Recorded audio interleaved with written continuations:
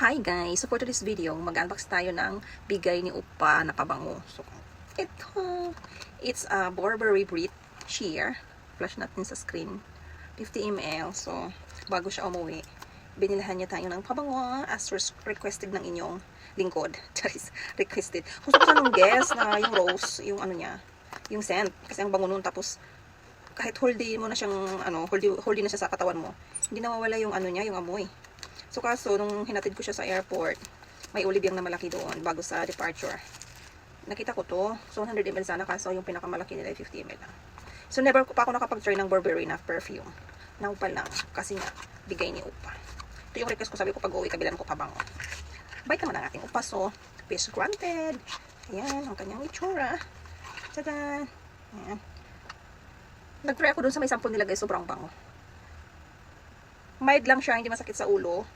Try natin. Ay, super bango talaga. Pag unang ano pa lang, pag unang lagay, hindi pa. After mga 20 seconds, ayan na. Ay, super bango. Parang pang baby yung amoy niya, pero light sweet. Light sweet, hindi naman siya super sweet. Pero super bango na, hindi pa sa masakit sa ulo. So, baka gusto nyo i-try.